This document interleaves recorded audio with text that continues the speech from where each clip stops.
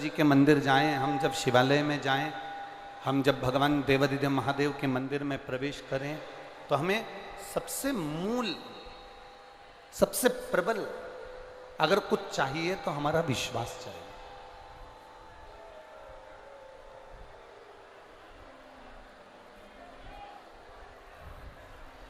एक लोटा जल जब हम हमारे घर से लेकर जाते हैं,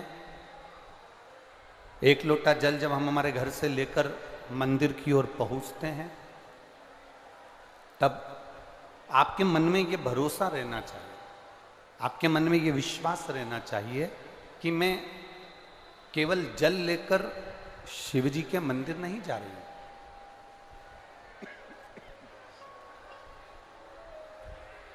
मैं जल लेकर केवल शंकर जी के मंदिर नहीं जा रही हूं। आपके भीतर ये भरोसा होना चाहिए, आपके भीतर ये विश्वास होना चाहिए कि वो जल नहीं है। हमारे जैसे सुदामा जी भगवान कृष्ण के पास गए थे,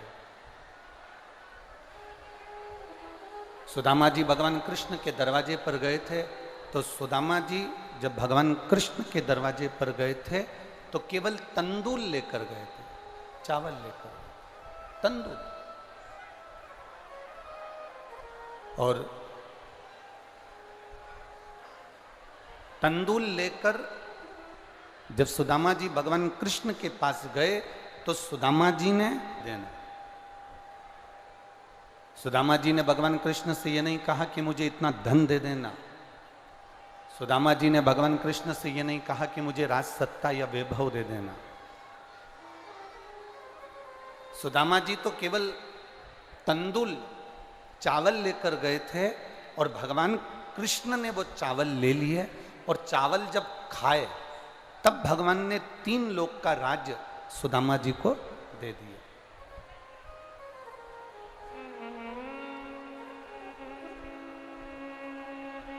संपूर्ण राज्य भगवान ने सुदामा को बहुत कुछ दिया, बहुत कुछ। जो जल लेकर शिव जी के मंदिर में जाते हैं, जो जल लेकर शंकर जी के दरवाजे पर जाते हैं, जो जल लेकर भगवान शंकर के शिवालय में जाते हैं, उनको कुछ शिव जी से मांगने की जरूरत नहीं पड़ती।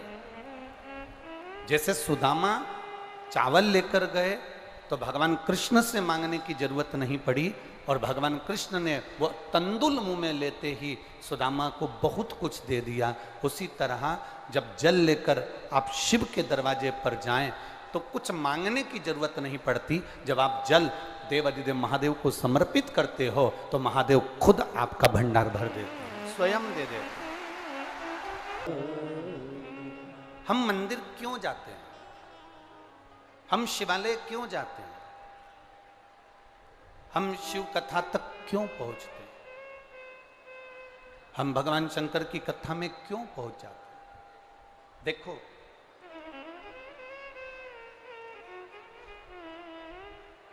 दान करने के लिए, दान करने के लिए दान पेटी होती है। बोलो सही है कि गलत है?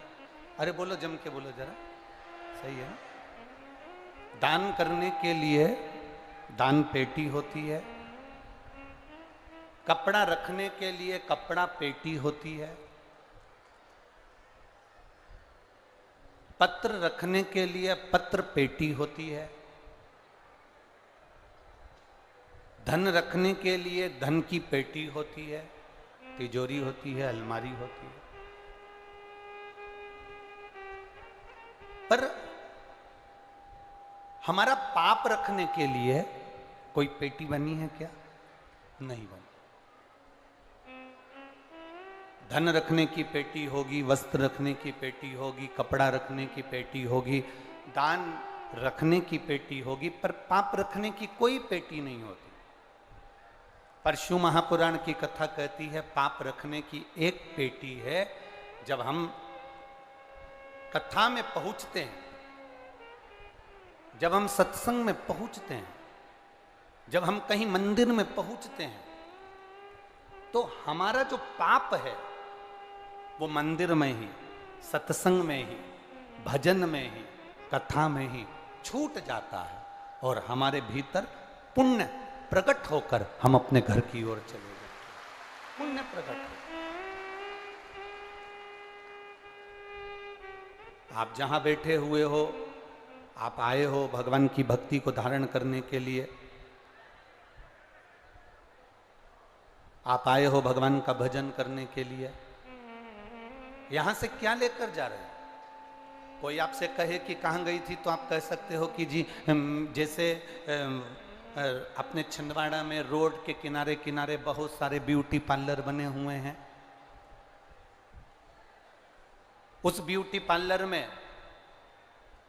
छिंदवाड़ा के कई कॉलोनियों में कई रोड पर ब्यूटी पार्लर बने हुए हैं, उन ब्यूटी पार्लर में ऊपर का श्रृंगार होता है जिससे उस श्रृंगार को देखकर उसका पति रीझ जाता है। तो हम किसी को ये भी कह सकते हैं, कोई पूछे तुमसे कहाँ गई थी, तो तुम ये भले भूल जाना कि मैं कथा में गई थी, पर इतना जरूर कह देना कि मैं ब्यूटी पार्लर गई थी। मैं ब्यूटी पार्लर गई थी। उस ब्यूटी पार्लर में ऊपर का श्रृंगार होता है जिससे पति रीझ जाता है, और इस ब्यूटी पार्लर में आत्मा का श्रृंगार होता है, बाबा रीझ जाता है, परमात्मा रीझ जाता है। ये आत्मा को शुद्ध करने का एक पार्लर है। ये आत्मा की शुद्धता के लिए एक पार्लर है। ये आत्मा की सुंदरता के लिए एक पार्लर है।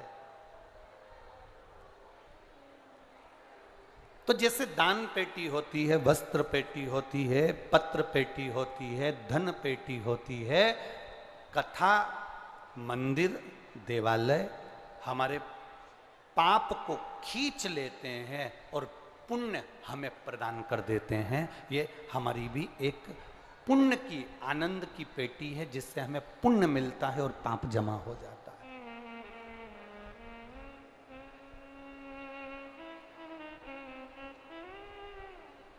कल कथापन श्रवण कर रहे थे, सुगंधा पीपल के वृक्ष के नीचे बैठे हुए एक बुजुर्ग बाबा से 16 सोमवार के व्रत की कथा सुन रही है।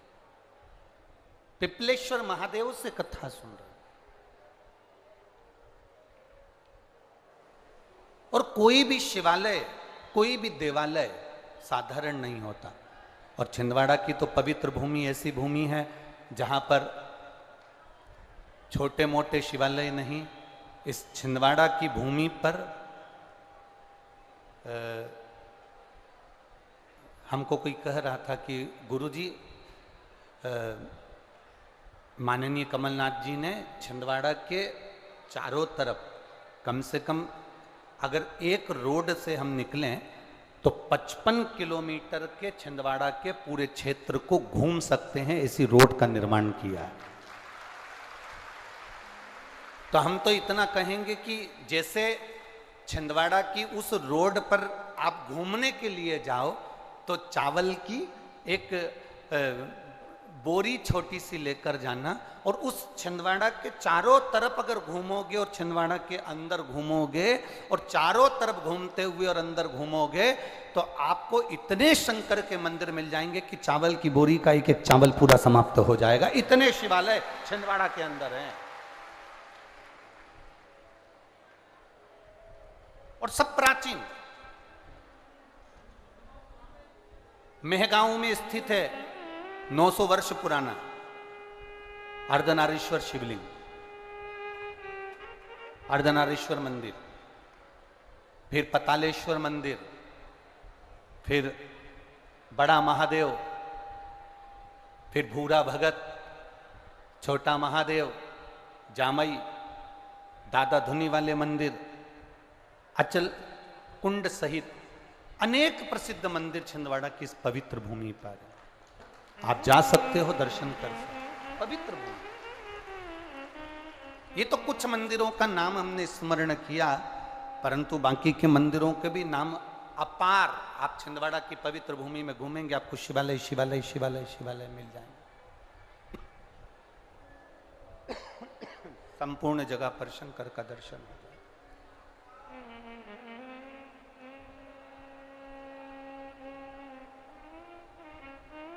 हर जगह पर शिव तत्व की प्राप्ति हो जाएगी।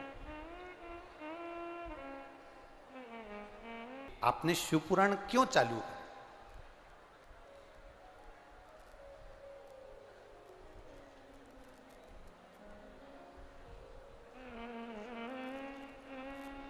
हमने उनको एक ही जवाब पहले भी दिया, आज फिर इस व्यासपीठ के माध्यम से कहना चाहेंगे। जिस समय हमने कथा चालू करी शिव पुराण की, उस समय हमने देखा मंदिर बहुत बड़े, कथा करने वाले भी बहुत बड़े, कथा करवाने वाले भी बहुत बड़े, कथा में पहुंचने वाले की भीड़ भी बहुत बड़ी, यज्ञ भी बड़े, आयोजन भी बड़े, जजमान भी बड़े।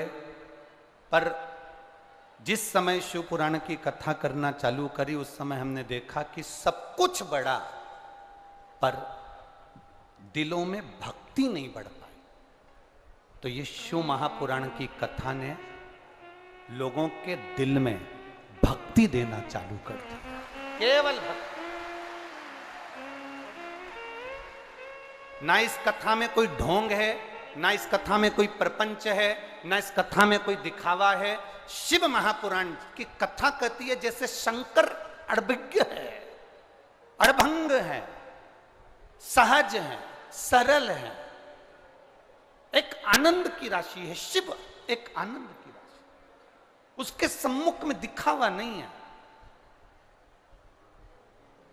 अड़भंग है शंकर। और जहां दिखावा नहीं होता वहां भक्ति होती है। आज पूरा देश विदेश हर जगह पर लोग शंकर जी के मंदिर में एक लोटा जल चढ़ाने जा रहे हैं। ये दिखावा नहीं, उनके दिल की भक्ति है, इसलिए पहुंच रहे हैं।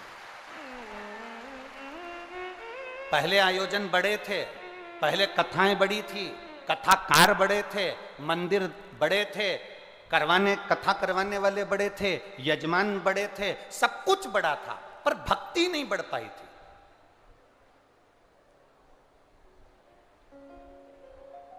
मंदिर सूने पड़े रहते थे। आपके छिंदवाड़ा का कभी विचार करना। यहाँ बुजुर्ग अगर माताएं बैठी हैं और बुजुर्ग अगर भाई लोग बैठे हैं तो उनसे निवेदन करूंगा, आपके शंकर जी के मंदिर आपके मोहल्ले के उठाकर देखना। पहले कौन जाता था? सावन महीने में पहुंच गए, शिवरात्रि पर पहुंच गए, बाकी के कभी योग लग गया, मंदिर में कोई अन्नकूट हुआ तो पहुंच गए, बाकी के कोई नहीं। आज प्रत्येक सोमवार को और प्रत्येक दिन शंकर जी का कोई छोटा से छोटा ऐसा मंदिर नहीं जिसमें तुमको 2 या 4 मिनट इंतजार नहीं करना पड़ता हो शिव जी को जल चढ़ाने के। छोटे से छोटा और बड़े से बड़ा मंदिर ऐसा है जिसमें आज के व्यक्ति को इंतजार करना पड़ता है महादेव को जल चढ़ाने के।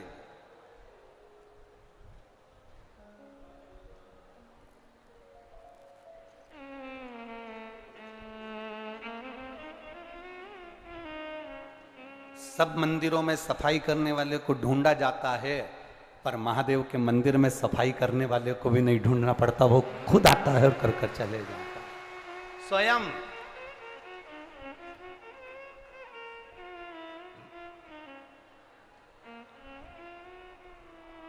और उसी भक्ति का तो ये पुण्य है। छिंदवाड़ा में अगर ये कथा हो रही है, माननीय कमलनाथ जी ने, माननीय नकुलनाथ जी ने इस कथा को इंदौर में इस कथा को बुक किया। साल भर की बात हो गई, साल भर से ज़्यादा की बात हो गई लगभग। और इस कथा को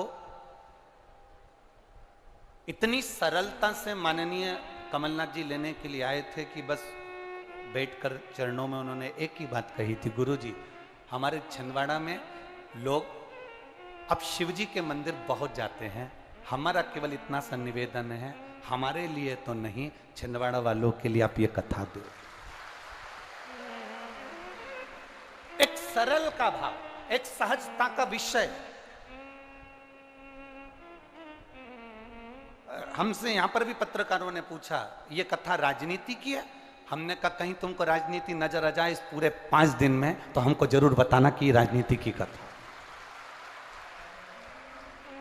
जो व्यक्ति कथा लेने के लिए इंदौर आ सकते हैं, जो व्यक्ति कथा के लिए बार बार फोन लगा सकते हैं, जो व्यक्ति कथा के रसतत्व को पाने के लिए इस छिंदवाड़ा नगर के लिए, क्षेत्रवासियों के लिए कथा ला सकते हैं, उनको राजनीति के लिए केवल ये धर्म का मंच नहीं और भी मंच प्राप्त हो सकते हैं।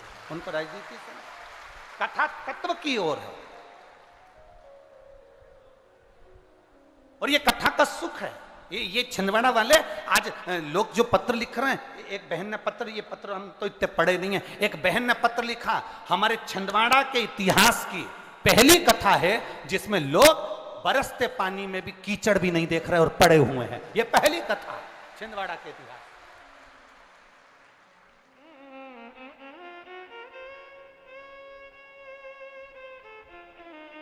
ये भक्ति आपकी है, ये विश्वास आपका है, ये दृढ़ता आपकी है।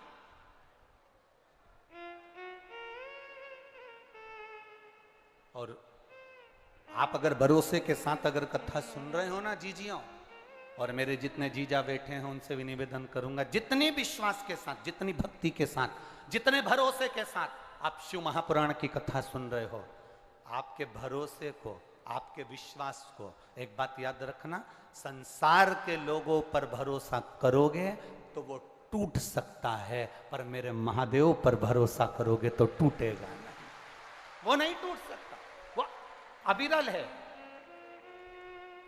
प्रबल है और वो पूरा की पूरा रहता है, पूर्ण रहता, पूर्ण रूप से।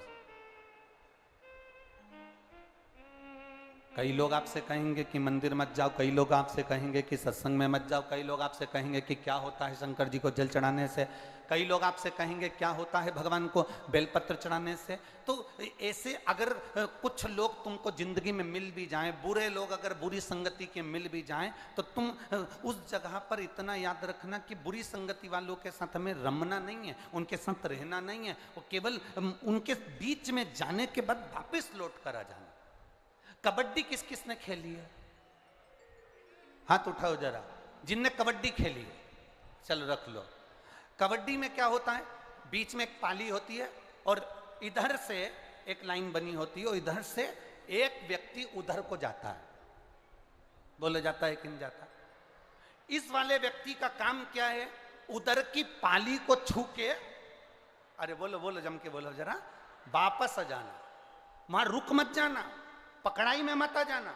वहां अगर तू ठहर गया तो फिर तू आउट हो गया। उसी तरह कोई मदिरा पीने वाला है, मांसाहार करने वाला है, वेश्यावृत्ति करने वाला है, जुआ खेलने वाला है, गलत काम करने वाला है, झूठ प्रपंच करने वाला है, अगर तुम उसकी पाली में चले भी गए हो तो तू करके छू के वापिस जाओ, पर उसमें रुक मत जाना।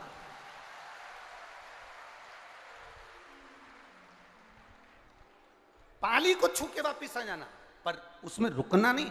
पीने वालों के साथ बैठकर पीना नहीं, जुआरी के साथ जुआ खेलना ना ना ना। अगर पहुंच भी गए और तुम्हें लग रहा है कि मैं गलत लोगों के बीच में फंस गए तो कबड्डी याद रखना, और पहुंच गए तो पाली छू के वापिस आ जाओ, पर उनके साथ में रुक मत जाना, नहीं तो कभी भी आउट हो सकते हो, समाप्त हो सकते हो। इसलिए छुओ और वापिस आ जाओ। कबड्डी का गेम हमको सिखा रहा, ये दुनिया के जितने जितने ये गेम है ना, जितने जितने दुनिया में ये खेले जाते हैं गेम, ये कोई साधारण है? इन सब गेमों में कुछ एक वो होती है ना, वो जिसको लात मारते हैं, फुटबॉल, किस किसने खेली है? खेली है आप लोगों ने? वो उसको रखते हैं और दे लात दे लात दे लात दे लात, और वो इधर जाए उधर जाए उधर जाए। एक शिष्य ने गुरुजी से पूछा, इस गेंद ने क्या बिगाड़ा, इस फुटबॉल ने क्या बिगाड़ा जो इसको लोग लात मार रहे हैं? गुरुजी ने कहा, बस इस फुटबॉल की एक गलती है, ये अंदर से खाली है। अगर ये अंदर से भरी होती तो किसी के बाप में दम नहीं होती कि लात मार दे। होती, इसमें रेत भरी होती, इसमें पत्थर भरे होते, इसमें कुछ और भरा होता, और इसमें अगर कुछ पक्का भरा होता तो किसी की सामर्थ्यता नहीं कि कोई एक लात मार दे। भरी हुई चीज में कौन लात मारता है? खाली है इसलिए लात मारी जा रही है। याद रखना, जब तक ये मन, जब तक ये चित्त, जब तक ये बुद्धि, जब तक ये हृदय खाली रहता है, दुनिया के लोग तुम्हें लात मारते रहेंगे, तुम्हें रुलाते रहेंगे। जिस दिन इसमें शिव भर गया उस दिन कोई नहीं रुला सकता।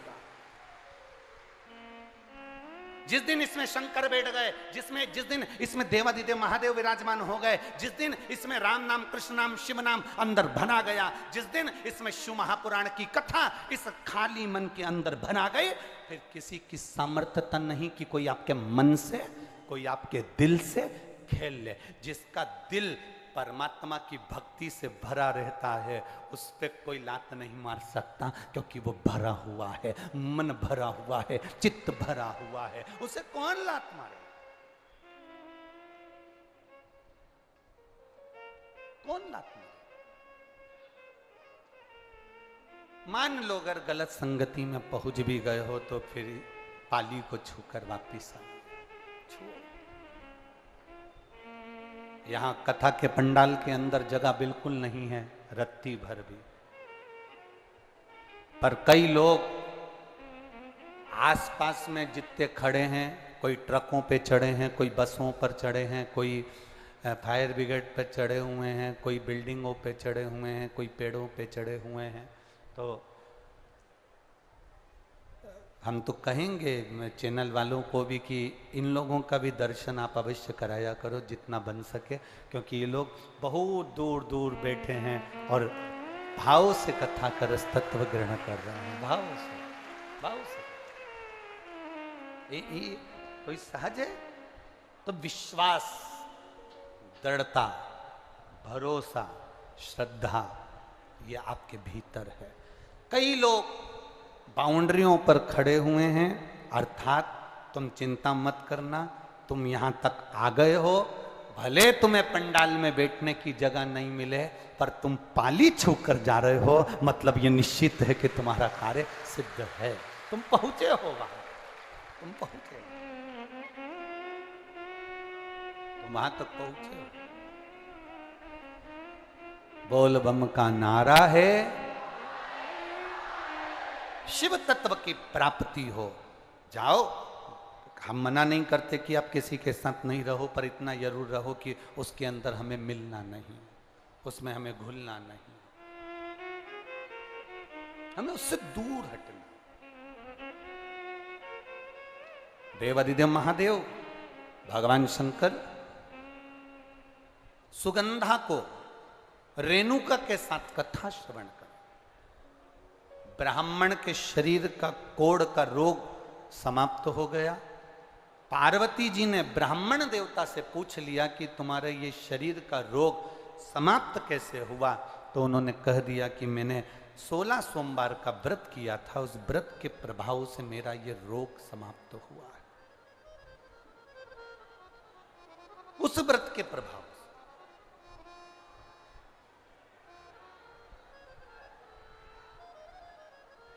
और व्रत का प्रभाव कब होता है? थोड़ा सावधानी से सुनना इस बात के लिए। आज कथा का विराम दिवस है, आपको बाबा से लगन लगाना है और शिव को अपना बनाकर आपको शिव के होना है। दिल से कथा सुनो, बड़े भाव से। व्रत का प्रभाव कब पड़ता है? व्रत का फल कब मिलता है? व्रत का प्रभाव कब पड़ेगा? जिस भगवान का हमने व्रत किया है, जिस भगवान का हमने उपास किया है, हम हर 2 मिनट में, 1 मिनट में, 1 क्षण में हम उस परमात्मा को याद करते रहें। 21,600 श्वास मनुष्य के शरीर से प्रतिदिन निकलती है। 3.5 करोड़ रोम छिद्र ये मनुष्य के शरीर में है। और 21,600 श्वास प्रतिदिन निकल रही है। इस श्वास के निकलने का केवल एक कारण है कि इन श्वास में आप अपने घर का कार्य करिए, परिवार का कार्य करिए, रिश्तों का कार्य करिए, मना नहीं, पर 21,600 श्वास में से कोई श्वास एक ऐसी बना लो जिस श्वास में हम परमात्मा का नाम ले लें, बस पूरी श्वास शुद्ध हो सके, पूरी श्वास।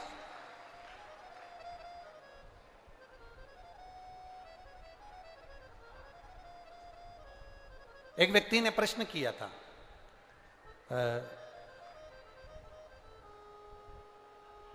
जिस दिन शोभा यात्रा निकल रही थी तो 3-4 लड़के लोगों ने एक पत्र दिया था। उस पत्र में नीचे लिखा था कि गुरुजी हमारा एक प्रश्न है। उस प्रश्न में जब शोभा यात्रा की गाड़ी पर उन्होंने पत्र दिया, उसमें एक पत्र में एक लाइन लिखी हुई थी, गुरुजी हमारा एक प्रश्न है कि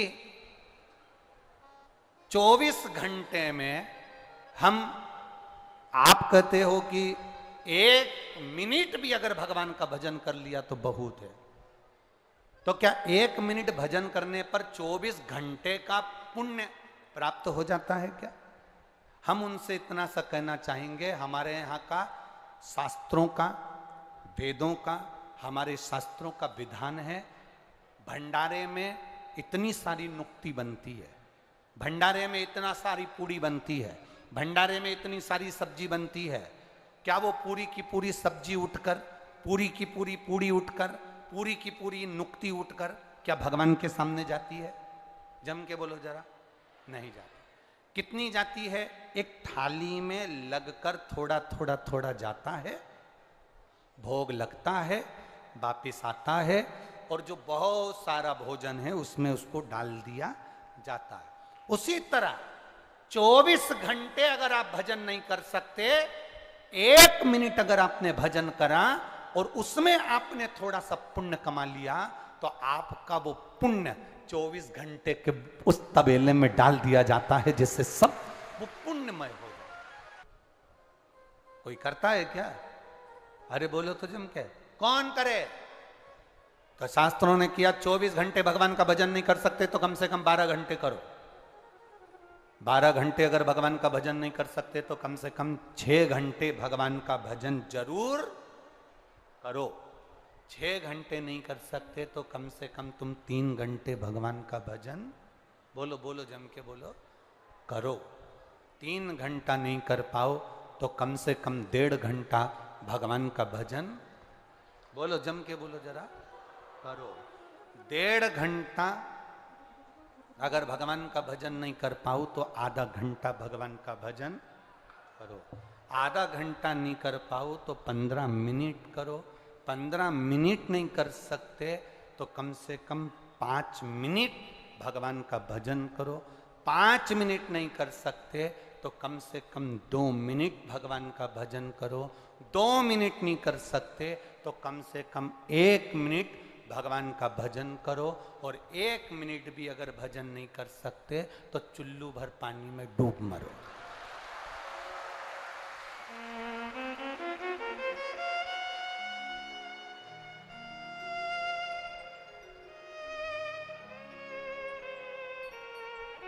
अब 24 घंटे में से 1 मिनट नहीं निकाल सकते तो काय का जीवन तुम्हारा?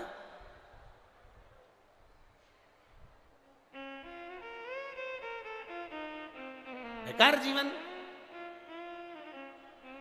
कोई ने पूछा कहां गई थी? कथा सुनने गई थी। सुनी? हाउ? क्या क्या सुन के आई? सुनी थी, इधर से सुनी। फिर घर पे क्या लेके आई? कुछ नहीं। जब जा रही थी तो भंडारा चल रहा था ना, उसमें कई थी, 2 पूड़ी,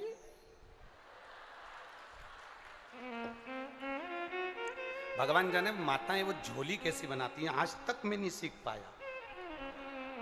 ऐसा उनका कुछ पल्लू मल्लू ऐसा रहता है, पिन मिन टच रहती है और ऐसा पल्लू मल्लू डालते। भगवान जाने वो झोली कैसी बनाती है, ऐसी कैसी झोली, इतने में भैया, फिर तो यार उसको इतना भी अंदाजा नहीं रहता कि तूने गुलाब जामुन भर ली और नीचे से चाशनी टपक रही, इतना अंदाजा नहीं।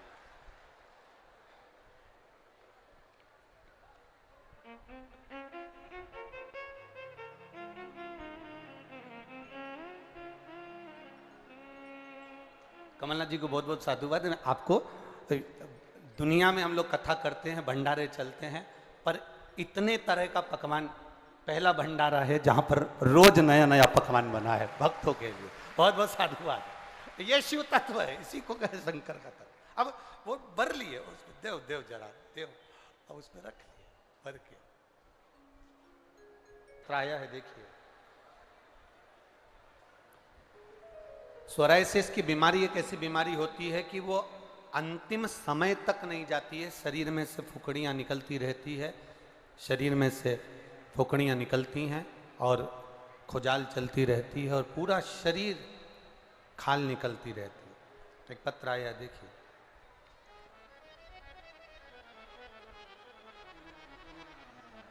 पता है हमारा, मेरा नाम है दुर्गेश बंदेवार, गुड़ी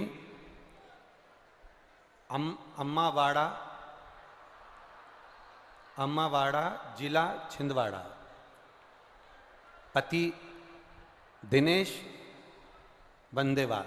कहीं बैठे हों तो हाथ हिला सकते हैं, जहाँ कहीं भी बैठे हों अपना हाथ हिला सकते हैं। दुर्गेश बंदेवार, दिनेश बंदेवार, गुड़ी अम्बावाड़ा जिला छिंदवाड़ा।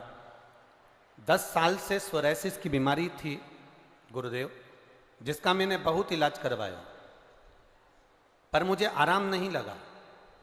आराम नहीं लगने के कारण मैं बहुत परेशान हो गई। फिर मेरी बहन ने मुझे बताया कि दीदी टीवी पर शिव महापुराण की कथा आती है, देखा कर।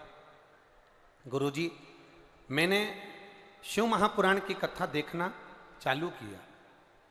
फिर जो बाबा के लिए आप कहते हो कि जल चढ़ाकर पीना, वह कर्म चालू करा, बेलपत्री खाना प्रारंभ करा और कथा सुनती रही। सीहोर गई, वहाँ से रुद्राक्ष लाई और रुद्राक्ष लेके उसको तांबे के पात्र में गला देती, उस पानी को शिवजी पे चढ़ा देती, वही पी लेती। बाबा की कृपा से गुरुदेव, जो 10 साल से मेरी सोराइसिस की बीमारी नहीं गई थी, बाबा की कृपा से मेरी सोराइसिस की बीमारी बिल्कुल ठीक हो गई है। मैं बाबा को यहाँ नमन करने के लिए आया। ये शिव तत्व है, औघड़ी है। आए हैं? आए हो तो हाथ हिला दीजिए। आप ही हैं? हाँ, दोनों हाथ हिला दो एक बार। श्री शिवाय नमस्ते। शिव तत्व इसी को कहते हैं बाबा देवादिदेव महादेव की कृपा, इसी को कहते हैं। तेरी कृपा बिना न हिले एक भी अणु, लेते हैं श्वास तेरी कृपा से तनु तनु। एक पत्र और बड़ा सुंदर है, देखिए। मेरा नाम लीला साहू है, मैं वार्ड क्रमांक 48 परतला छिंदवाड़ा की रहने वाली हूँ। कहीं बैठी हो तो हाथ हिला सकती हैं।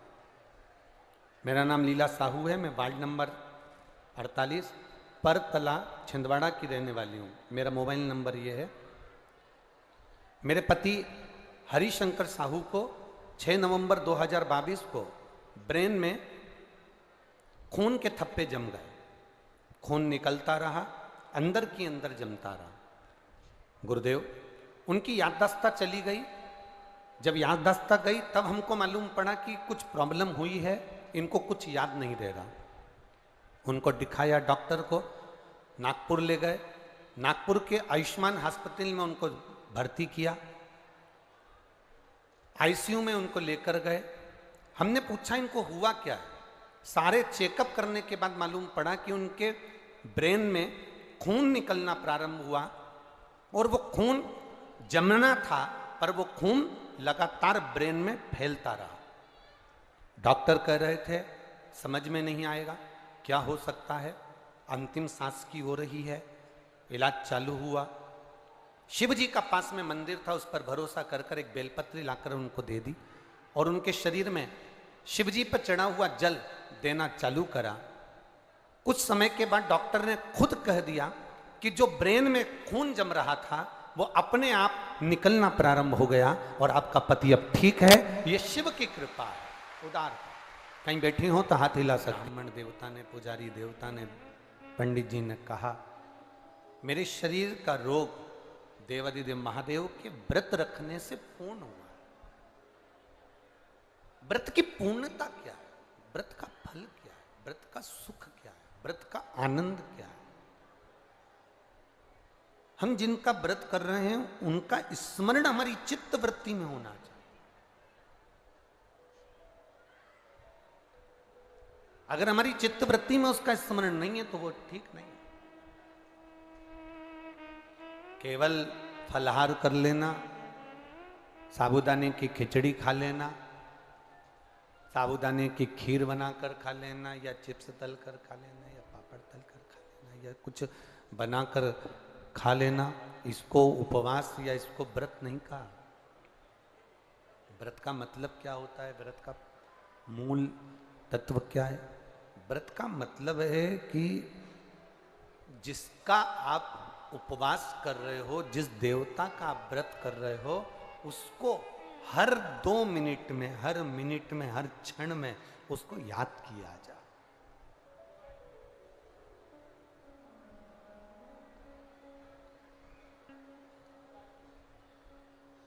हरतालिका तीज का व्रत करती हो माताएं? कौन कौन करता है? जरा हाथ उठाओ तो। करते हो? रखो। हरतालिका तीज का व्रत करने वाली माताएं कई ऐसी होती हैं, कई के मन में ऐसा आता आज मेरा व्रत है, मन नहीं लग रहा, शरीर ठीक नहीं, टीवी चालू करके बैठ गई, शरीर ठीक हो गया, मन ठीक हो ना, इसको व्रत नहीं कहा। हरतालिका तीज का व्रत हो, कुछ नहीं खाते, कुछ नहीं पीते, व्रत करते हो, शिव जी के पूजन की तैयारी करते हो, फुलेरा का दर्शन करने जाते हो। जाते हो आप लोग फुलेरा दर्शन करने के लिए? जहां पर भी कितनी जगह जाते हो? 5 जगह पर कहीं फुलेरा बंधा हो हरतालिका तीज के दिन। और जो जो माताओं ने पिछली वर्ष, या जो बेटियों ने, जो कन्याओं ने, जो बेटों ने फुलेरे का दर्शन करा हो, उनसे पूछना साल भर में बाबा ने तुम पर कृपा करी कि नहीं करी। 5 फुलेरे का दर्शन। हरतालिका तीज के दिन जो फुलेरा बनता है, 5 घर जाओ जहां फुलेरा बंधा है, वहां दर्शन कर जाना चाहिए। तुम्हारा व्रत नहीं है तो भी जाओ, व्रत है तो भी दर्शन करो, पर फुलेरा का दर्शन करो। जिन जिन के यहां फुलेरा बनता है, आपका व्रत नहीं है, आपके पति से कहो जरा गाड़ी उठाओ, मेरे को फुलेरा का दर्शन करना चाहना। अगर पास में है तो पति से कहो चलो रात का समय, क्योंकि फुलेरा की पूजन रात को, तो चलो हमारे साथ में जरा पैदल पैदल। मोहल्ले की 4 माताएं, 5 माताएं, 5 बेटियां, 10 बेटे इकट्ठे होकर फुलेरा का दर्शन करने चलो। हरतालिका तीज का उस फुलेरा का दर्शन जीव का कल्याण करने वाला है। जिनने करा उसको मालूम है कि फुलेरा का दर्शन का महत्व क्या है। आप लोग 15 तारीख को जो कथा होगी पुणे सांगवी में, पूना में, आप वो सुनना, उसमें हम वर्णन करेंगे एक एक फुलेरे का, 5 फुलेरे का दर्शन का क्या महत्व, उसका वर्णन पहले भी करा, इस कथा में फिर करेंगे। कह दिया कि मेरा रोग समाप्त हुआ। पार्वती जी ने ब्राह्मण के मुख से सुना, शिव जी के पास जाकर कहती हैं, भोलेनाथ जी से प्रार्थना करती हैं, बाबा गणेश जी का विवाह कर दिया। गणेश जी को प्रथम गिनती में गिना गया, गणेश जी को प्रथम आराधना में लिया गया। तो सदानंद कार्तिकेय जी रुष्ट होकर श्रीशैलम पर जाकर बैठ गए। श्रीशैलम पर सदानंद कार्तिकेय जी जाकर बैठ गए। और सदानंद कार्तिकेय जी जब श्रीशैलम पर जाकर बैठे, उनको राजी कैसे करा जाए? पार्वती जी ने कहा, मैंने ब्राह्मण का कोड़ी का रोग ठीक हो गया तो मैं उस ब्राह्मण से पूछ कर आई हूं उस व्रत का महत्व। मैं अपने बेटे के लिए, मैं अपने पुत्र के लिए, मैं अपने पुत्र के लिए, अपने बेटे के लिए वो व्रत करूंगी। पार्वती जी ने 16 सोमवार का व्रत स्वयं माता पार्वती जी ने षडानंद कार्तिकेय के लिए करा। कार्तिकेय प्रसन्न होकर अपनी माता की गोद में बैठे, तब कार्तिकेय जी ने पूछा, मां मुझे इतना क्रोध आया, इतनी मेरी चिड़चिड़ प्रवृत्ति रही,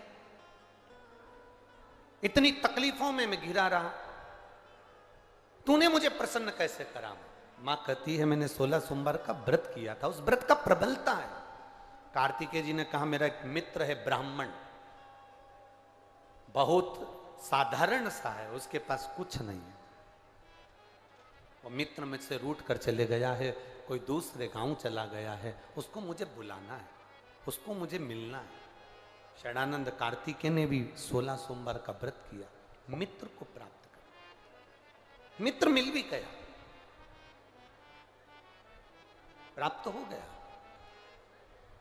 हमने एक बात आपको 16 सोमवार के व्रत की वर्णन करी थी, किसी के घर में अगर 16 सोमवार का व्रत हुआ है, हो रहा है, उसके घर में 16 सोमवार का उद्यापन हो रहा है, भूलवश भी अगर आपको मालूम पड़ जाए कि इसके यहाँ 16 सोमवार का उद्यापन है, भोजन करने भले मत जाना, पर उसके घर से थोड़ा सा प्रसाद अवश्य मांग कर लाना कि मुझे दे दो, उस प्रसाद को मुझे, उस प्रसाद, वो प्रसाद,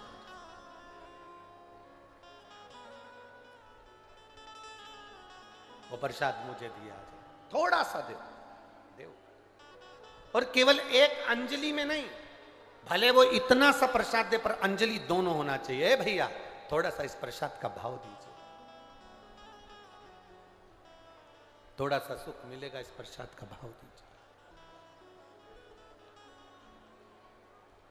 शंभु शरणे पड़ी मांगू घड़ी रे, दुख काटो दया करी ने दर्शन। उस व्रत का मूल आनंद हमें प्राप्त।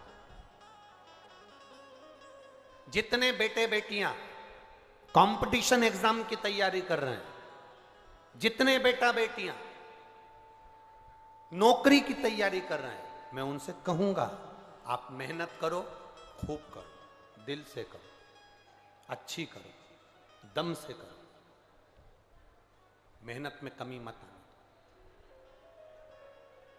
उसके साथ बहुत बहुत ध्यान देना,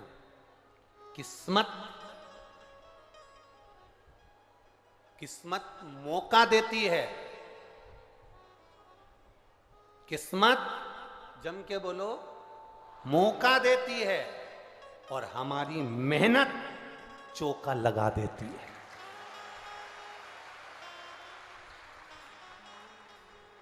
मेरा बेटा बेटियों से निवेदन है अपनी मेहनत पूरी करना। शंकर भगवान करेंगे क्या? तुम्हें मौका देंगे, एग्जाम में बैठने का मौका देंगे, परीक्षा हॉल में तुम अकेले नहीं रहोगे, मेरा देव अधिदेव महादेव तुम्हारे साथ बैठेगा। किस्मत मौका देती है, और हमारी मेहनत, स्वयं की मेहनत चौका लगा देती है। हमारे उन्नति की सीढ़ी को चढ़ाने का कार्य हमारी मेहनत करती है। भगवान शंकर तुम्हारे साथ कदम से कदम मिलाकर चलेंगे। ये मत सोचना कि मैंने अगर शिव जी को बेलपत्री लगा दी है या मैंने जल चढ़ा दिया है तो भोलेनाथ लिख के आएंगे ना। लिखना तुम्हें पड़ेगा, मेहनत तुम्हें करना पड़ेगी, कर्म तुम्हें करना पड़ेगा। शंकर भगवान तुम्हारे साथ हैं, हर पल, हर क्षण, हर घड़ी है, हर पल है।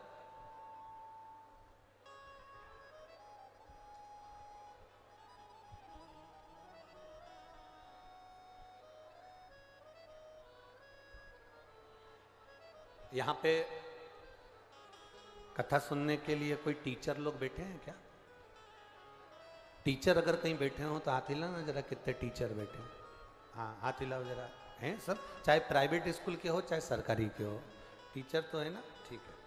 आप लोग बच्चों को पढ़ाते हैं, बच्चे विद्याध्ययन करते हैं, आप मेहनत करते हो, बच्चे को पढ़ाते हो, बच्चा भी मेहनत करता है, तब बच्चा परीक्षा के समय पर आपका चेहरा देखता है। एग्जाम के समय पर बच्चा आपका चेहरा देखता है।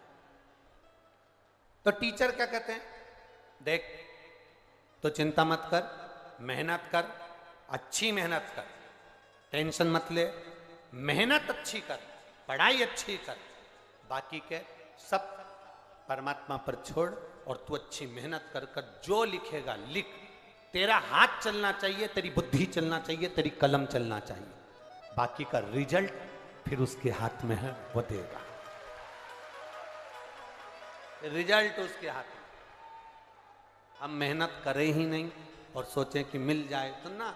कार्तिकेय बाबा ने व्रत किया, व्रत का प्रभाव यह हुआ कि उनका मित्र मिल गया। मित्र ने पूछ लिया अपने मित्र से, कार्तिकेय से, शनानंद कार्तिकेय तूने मुझे कैसे प्राप्त करा? मित्र ने कहा मैंने 16 सोमवार का व्रत किया था। उस व्रत का विधान क्या है? व्रत का विधान बताया।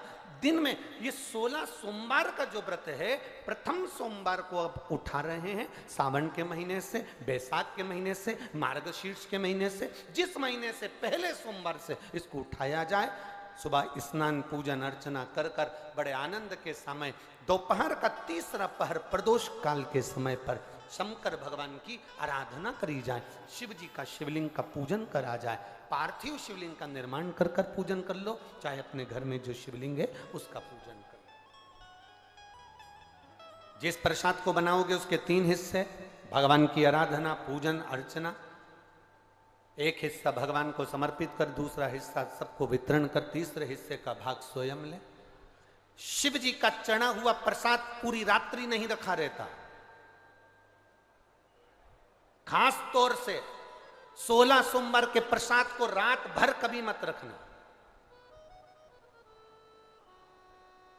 हम 7 दिन जो बेलपत्र यहां से आप लोगों को, कई लोगों को देते हैं, 7 दिन में 5 दिन 4 दिन जो बेलपत्र आपको मिलती है, तो ये बेलपत्र हम उससे कहते हैं रात भर नहीं रखना है। इसको मिले, तुम्हारे शरीर में कष्ट है, रोग है, बीमारी है, बड़े से बड़ा रोग है, लीवर किडनी कैंसर तक का रोग है, तुम्हें जो बेलपत्री दी गई है उस बेलपत्री को तुम इसी पंडाल में कहीं ना कहीं बैठकर उसको खाकर बाबा की रज को अपने हृदय से लगाकर कह कर जाना, बाबा मुझे ये रोग है, समाप्त आप करना। जब 3 दिन कथा का बस केवल जो आखिरी दिन होता है, विराम का दिन होता है, वो बेलपत्री नहीं खाई जाती, उस बेलपत्री को तो रखा जाता। बाकी के जो बाकी के दिन की बेलपत्र होती है उसको खाते हैं। रात भर शिव पोथी पर चढ़ी हुई बेलपत्र केवल आखिरी के दिन की, विराम के दिन की बेलपत्र ही केवल लाल वस्त्र में रखने की होती है। बाकी के बेलपत्र केवल रोज की खाने की होती है, उसको रखा नहीं जाता, खाया जाता।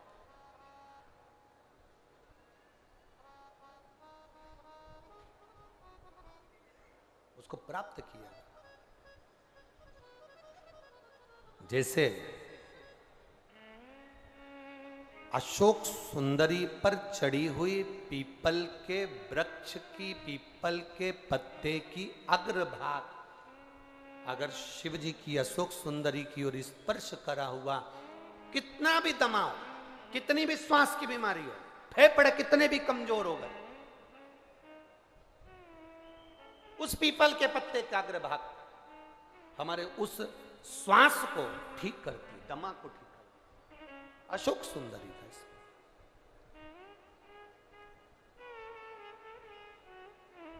बेलपत्री। अब ब्राह्मण ने पूछा कि तुमने मुझे प्राप्त कैसे करा? का बता दिया, ऐसा ऐसा व्रत है, उसको करो। 17वें व्रत में इसका उद्यापन कर दो। उद्यापन होगा वही प्रदोष काल में, शाम के समय, ठीक है। मान लो 17वें में नहीं कर पाए तो अगला जब तुम्हारे को अच्छा महसूस हो तब करो, पर व्रत का उद्यापन जरूरी है, ठीक है। ब्राह्मण ने सुना, एक पराये गांव में वो व्रत करता करता पहुंच गया। वहां के राजा की लड़की की शादी हो रही थी, राजा ने स्वयंवर रचा था। एक हथनी के सूंड में माला दे दी थी। ये हथनी जिसके गले में माला पहनाएगी विवाह उसी के साथ बेटी का होगा। वो हथनी कौन थी? हथनी कौन थी?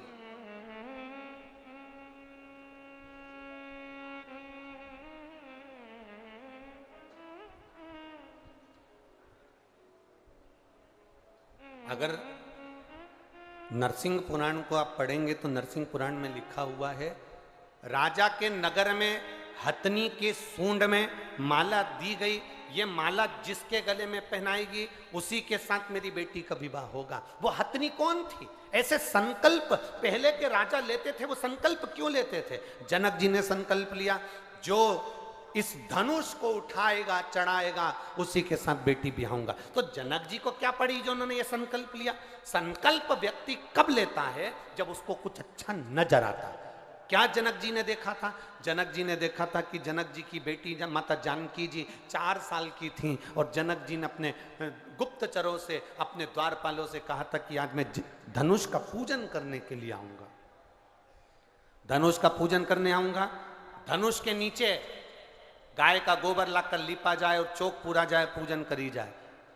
10,000 द्वारपाल धनुष को उठाने में लग गए पर धनुष नहीं उठा। आसपास से उनने लीप दिया, पूजन की तैयारी कर दी।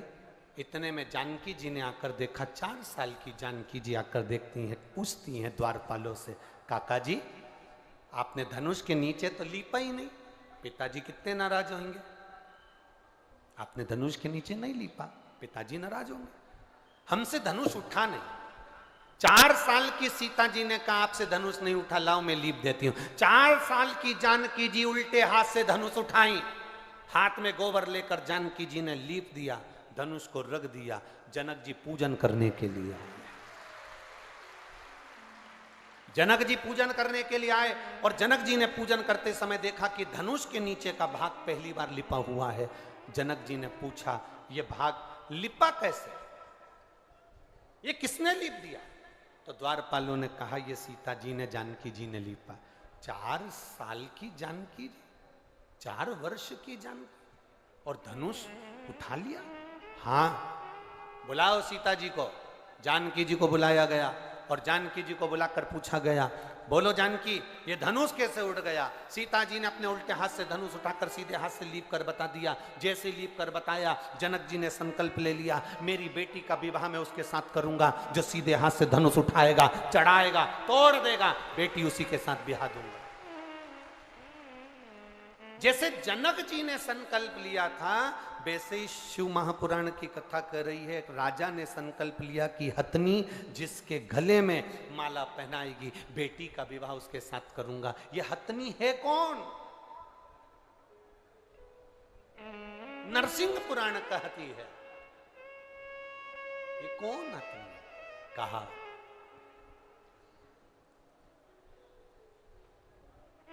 ये वो हथनी जिसने जन्म से शंकर के मंदिर की चौखट पर इसका जन्म हुआ। एक हथनी ने इसको जन्म दे दिया। मां प्राणों को छोड़कर चली गई थी। एक व्यक्ति रोज शिव मंदिर जाता था और इस हथनी को सहला कर जाता था। हथनी धीरे धीरे बड़ी होती गई। शिव की आराधना में यह हथनी भी डूब गई। कहते हैं हजारों हजार ऋषिवर की बुद्धि में जितना बल था उस हथनी में उतना बल सोचने का और समझने का था कि किसका भाग्य क्या कहेगा, वो हथनी समझ जाती थी। राजा ने उसी हथनी के गले में माला पहनाने के लिए दी कि यह माला तुम अपने सूंड में रखकर जिसको पहनाओगी उसी के साथ बेटी का विवाह होगा। हथनी ने राजा की लड़की को देखा था कि इसका भाग्य क्या कहता है। ब्राह्मण के गले में जो मित्र थे कार्तिकेय जी के, उनके गले में माला पहना दी गई। माला पहनाई, विवाह पक्का हो गया। राजकुमारी का विवाह उस ब्राह्मण के साथ हो गया। ब्राह्मण साधारण नहीं दिया, माला पहनने के बाद उसको एक नगर का राजपाट प्राप्त हो गया, जिस नगर का राजा उसको देकर चले गए। शिव क्या करते हैं? कई लोग कहते हैं शंकर भगवान करते क्या, शिव जी करते क्या। हम कहते हैं शंकर भगवान का केवल एक ही काम है, जो लिखा विधाता ने तुम्हारी किस्मत में, जो दुख विधाता ने लिखा, शिव जी का एक काम है, तुम जब शंकर भगवान के शिवलिंग पर जल चढ़ाते हो तो शिवलिंग पर जो चंदन लगा रहता है वो जल चढ़ाने से धुल जाता है। जब तुम शिवजी पे जल चढ़ाते हो तो चंदन धुलता है, श्रृंगार धुलता है। उसी तरह शंकर जी पे जल चढ़ाते समय वो जल तुम्हारे भी दुख को धो देता है, दुख को धो। रोज रोज किसी के यहां जाओगे ना तो तुम्हारी इज्जत घट जाती है।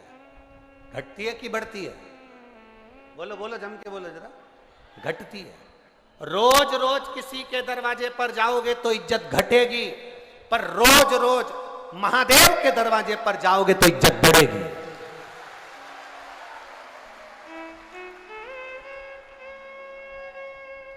किसी के दरवाजे पर जाने से इज्जत घटती है, पर महादेव के दरवाजे पर जाने से इज्जत बढ़ती है, बढ़ती है इज्जत। अभी तक तुम जाके देखना, तुम ऐसी रोड पर घूमते रहो, रोज शंकर जी के मंदिर जाना चालू कर दो तो पहले तो लोग कहेंगे हाओ आवारा है नंबर 1 का, बेकार है तो छोरा, बहुत अवल्ला है ये तो, बहुत बेकार है ये तो। छोरे को बेचारे को जो देखो वो एक ही बात के, तो अवल्ला है, ये तो ऐसा है, ये तो वैसा है। और वही छोरा जब रोज शंकर जी के मंदिर जाए और शंकर जी का श्रृंगार करे, शिव जी पे जल चढ़ाए, त्रिपुंड लगा के जब मंदिर से आए तो धीरे धीरे लोगों का कहने का तरीका बदल जाएगा। भैया ये तो रोज मंदिर जाता है, शंकर जी का भगत है, नंबर 1 का भगत। भगत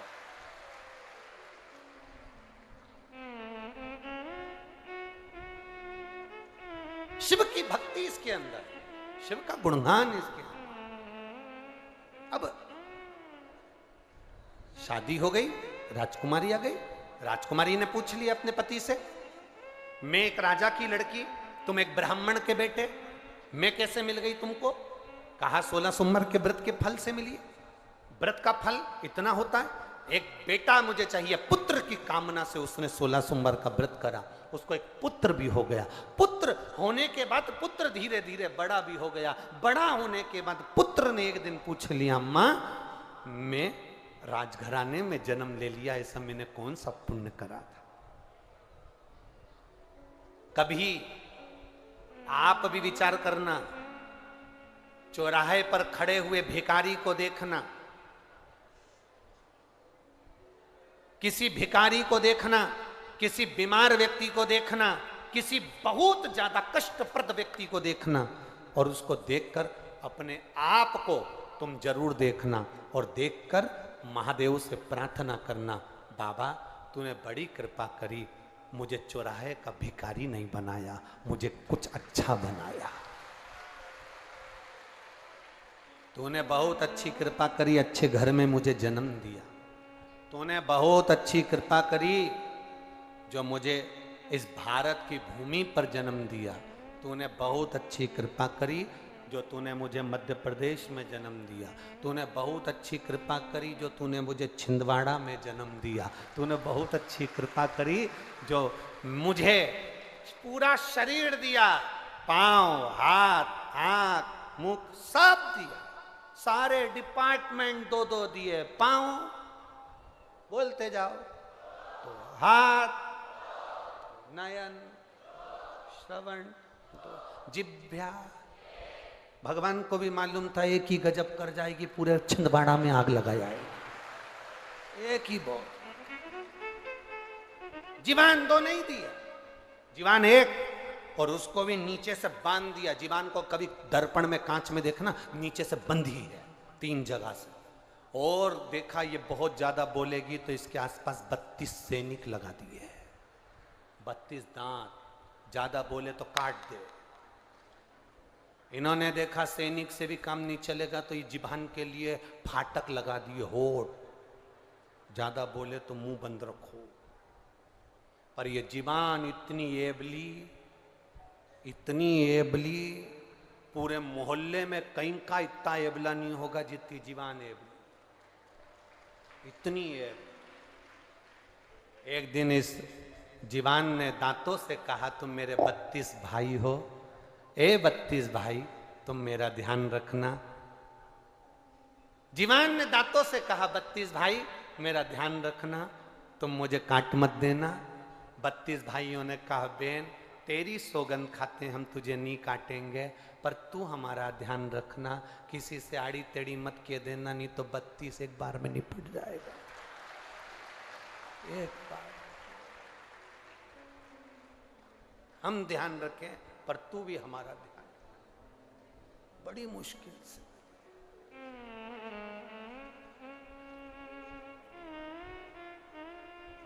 वो कहते ना, इस जिह्वा को रोग लगा है, दिन भर चुगली करने। इस जिह्वा को रोग लगा है, दिन भर चुगली करने। कई की तो ऐसी भी आदत रहती है कि कथा में भी चुगली करती रहेगी। कहीं की को आगे बैठी दिख गई ना तो पीछे वाली, वो देख कमला की बहू बैठी, वो देख वो लीलाबाई की छोरी, ये हर जगह ना जाने कहां से आगे घुस जाती है, पता ही नहीं पड़ता। आ गई साड़ी में पिन लगा के। इस जिह्वा को रोग लगा है, अरे रोज चुगलिया,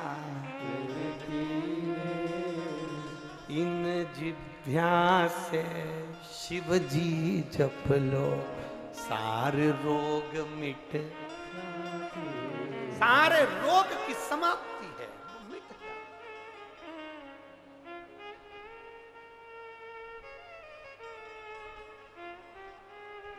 सब मिट।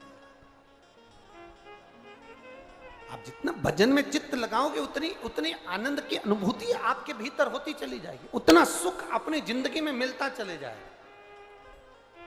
क्या करा जाए? बेटे ने पूछा मुझे क्या करना चाहिए। मेरी जन्म, अच्छे घर में अगर तुम्हारा जन्म हो जाए, अच्छा घर मालूम है कैसा होता है? अरे जम के तो बोलो, जिसके यहाँ एसी लगा है वो अच्छा घर है, जिसके यहाँ डनलप के गद्दे बिछे हैं वो अच्छा घर है, खूब जोरदार गाड़ी बंगला सो अच्छा घर है? नहीं, अच्छा घर, अच्छा घर तो हमने एक बार पहले कथा में कही थी, मकान बनाओ मना नहीं है, घर बनाओ मना नहीं है, पर घर अच्छा बनाने के लिए दो अच्छे होना चाहिए।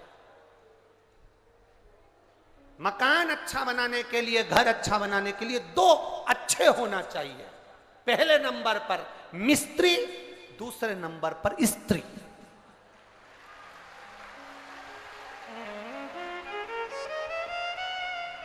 अगर ये दो अच्छे हैं तो तुम्हारा घर अच्छा है। मिस्त्री थोड़ी सी भी मिस्टेक कर देगा तो बाथरूम में पानी भरा की भरा ही रहेगा, झाड़ू लगा लगा के निकालना पड़ेगा, वाइपर से निकालना पड़ेगा। मिस्त्री गड़बड़ होगा तो दीवार में सिड़न आ जाएगी, मिस्त्री गड़बड़ होगा तो खिड़की में से पानी अंदर घुस जाएगा। और अगर स्त्री थोड़ी भी अगर गड़बड़ निकली गई तो तू दुकान छोड़ के घर कभी नहीं आएगा, ये निश्चित है। घर अच्छा बनाने के लिए दो जरूरी है, एक मिस्त्री और दूसरी स्त्री।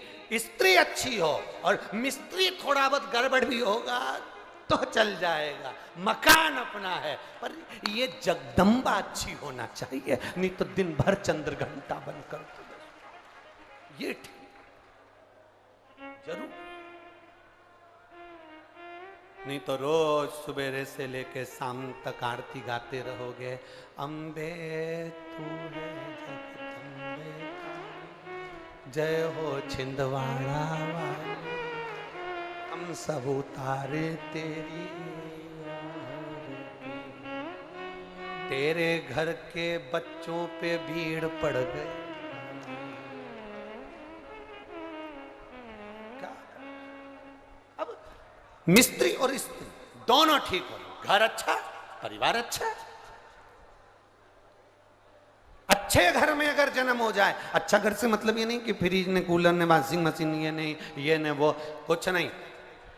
झोपड़े में भी रहो तो बस जहां जिसके साथ रह रहे हो, परिवार में जितने लोग रह रहे हैं, सबका दिल अगर खुश है, सास भी प्रसन्न, बहू भी प्रसन्न, बेटा भी प्रसन्न, नाती पंती सब प्रसन्न है, तो झोपड़े में भी सुख है। यहाँ कई लोग बैठे होंगे जिनके घर में पहले मेहमान आते थे तो एक ही 2 कमरे का तो मकान होता था, उसी में दरी बिछा के, गद्दा बिछा के और सो जाते थे। पहले तो कई माताएं तो ऐसी भी हैं जिनके घर में रुई के गद्दे नहीं होते थे, तो टाट का गद्दा सिल के उस पे साड़ी की खोल चढ़ा के उस पे सो जाते। मेहमान एक हॉल के अंदर सारे मेहमान, जो आता था वहीं रहता, जो आता वहीं सोता। धीरे धीरे तुमने सोचा मकान छोटा पड़ता, मकान बड़ा कर लिया, जितना बड़ा मकान होते चले गया, मन छोटा होते चले गया। अब बड़ी बहू सोचती है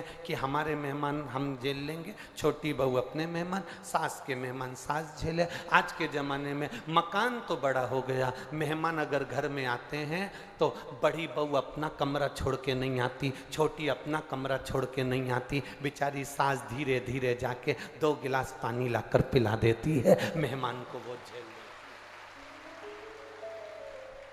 मेहमान पूछते भी हैं, बड़ी बहू नहीं दिख रही, अब उसको कौन के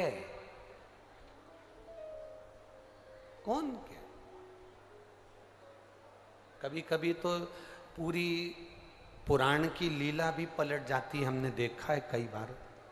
एक बार हम लोग हैदराबाद जा रहे थे तो हैदराबाद जाते जाते हमारी जो ट्रेन का टिकट था उसमें इधर सामने की 2 बर्थ थी, एक पति पत्नी की, और इधर की बर्थ हमारी थी, तो हमारे सब बच्चों के साथ हम बैठे थे। अब इधर की बर्थ थी, वहां पर लोग बैठे।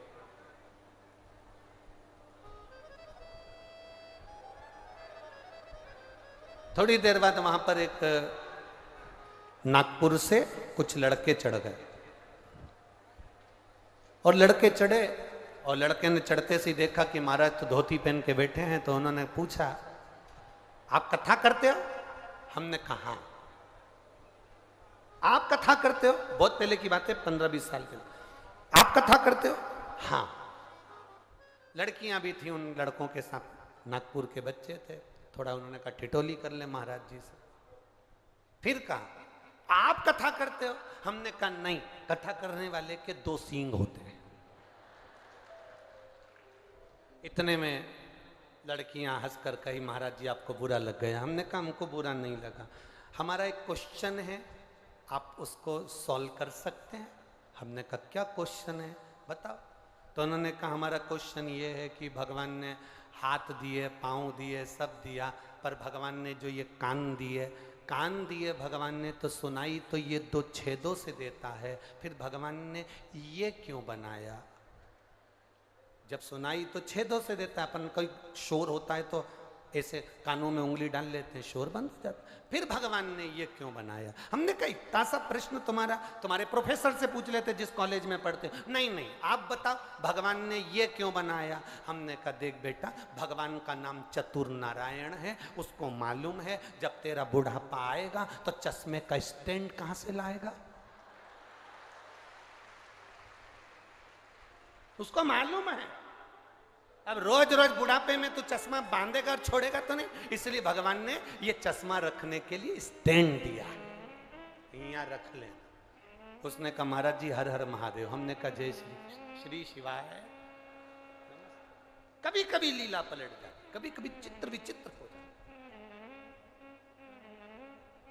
मांगा, शिव तत्व को मांगा, शंकर की उदारता को मांगा, शंकर की करुणा को मांगा। अब अच्छे घर में जन्म लेना का मतलब ये नहीं कि बहुत गाड़ी बंगला जमीन जायदाद सोना चांदी पीतांबर हीरा मोती सब।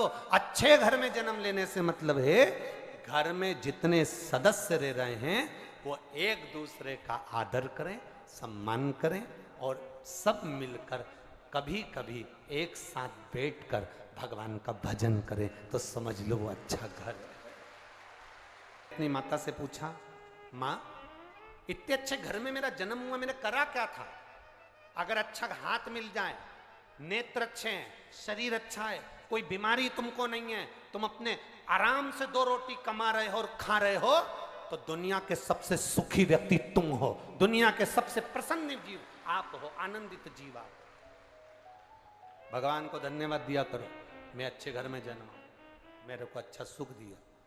अब बोले, माँ मुझे भी 16 सोमवार का व्रत करना। घर में जो बच्चा बच्ची होते हैं, बेटा बेटी होते हैं, वो भी कहते हैं माँ एक बार मुझे भी पशुपति व्रत करना। माँ मुझे जन्माष्टमी का व्रत करना है, पशुपति व्रत करना है, शिवरात्रि का। बच्चे भी कहते हैं हम भी करेंगे। माता पिता को चाहिए कि उस बच्चे से कहें कि करो व्रत, मना नहीं है, करो।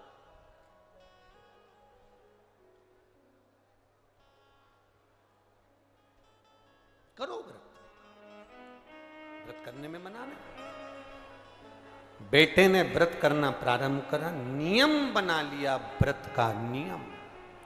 एक बार की बात है, बेटे ने जब व्रत किया, व्रत करते करते दूसरे नगर के राजा ने अपनी बेटी, इकलौती बेटी के लिए लड़का ढूंढने भेजा। तो ये युवराज, ये लड़का मिला, जिसको देखकर अपनी बेटी का विवाह कर दिया। बुजुर्ग राजा के पास में कोई नहीं था संभालने के लिए, तो पूरा राज ठाट इसको दे दिया। रानी ने अपने पति से पूछा कि मेरी शादी तुम्हारे साथ में हुई, तुमने पुण्य कौन सा करा था? उसने कहा मैंने केवल 16 सोमवार का व्रत किया, उसके सिवाय कुछ नहीं किया। उसका पुण्य इतना प्रबल है? हाँ। इतना प्रबल? हाँ। अभी भी तुम व्रत करते हो? हाँ। 16 सोमवार? हाँ। एक बार 16 सोमवार का व्रत का कार्य था, पति ने अपनी पत्नी से कह दिया कि पूजन का सामान लाकर दे दो। शिव महापुराण की कथा यहां तक वर्णन करती है, पशुपति व्रत करो तो अपने हाथ से प्रसाद बनाओ, पशुपति व्रत करो तो अपने हाथ से थाली लगाओ। शंकर भगवान की हरतालिका तीज का व्रत करो, चाहे पशुपति व्रत करो, चाहे शिवरात्रि का व्रत करो, अपने हाथ से पूजन की थाली लगाना चाहिए, जमाना चाहिए, अपने हाथ से पूजन की थाली को तैयार करना चाहिए। दिया बाती सब अपने हाथ से, अपने हाथ। और आज हम कहने में पीछे नहीं हटेंगे, एक बात जरूर आपसे कहेंगे, अगर आप स्वीकार करेंगे तो। पशुपति व्रत करने वाली माताओं से निवेदन है, आप जो मंदिर में 6 दिए लेकर जाती हो, उस 6 दिए में जो बत्ती बनाकर ले जाती हो, वो बत्ती बाजार की बनी होने की अपेक्षा रुई से अपने हाथ से बनाकर लेकर जाना। फिर पशुपति व्रत का फल मिले कि ना मिले बताना जरूर। बाजार की बनी बनाई बत्ती, यहां तक पशुपति व्रत में हमने यहां तक कहा कि बाजार का प्रसाद नहीं, अपना बनाया हुआ प्रसाद रखो। बोला था कि नहीं बोला था? जितनी माताएं बेटी बोलो जरा जम के, बोला है ना? अपने मीठे चावल बना लो, हलवा बना लो, खीर बना लो, जो 3 हिस्से कर सको वो बना, अपने हाथ से सिद्ध करो। 6 दियों में जो बत्ती रखो वो भी अपने हाथ से बटी हुई, अपने हाथ से बनी हुई। बाजार की रखोगे, फल कितना मिल रहा है हमको नहीं मालूम, पर एक बार इस शिव महापुराण के कहने से अपने हाथ से रुई को बटकर बत्ती बनाकर 6 दिए में रखकर प्रसाद रखकर पशुपतिनाथ का व्रत जब करो, 6 दिए जमीन पर रखकर 5 दिए प्रज्वलित कर कर एक दिया जो बिना जला है उसको थाली में रखकर प्रसाद का एक हिस्सा वापस लेकर जब अपने दरवाजे पर दिया लगाओ, अपनी हाथ से बनी हुई बत्ती 5 मंदिर में, एक अपने दरवाजे पर जब तुम लगाओगे, उसका जो फल मिलेगा आपको सोच से परे होगा, उसका एक आनंद ही दूसरा।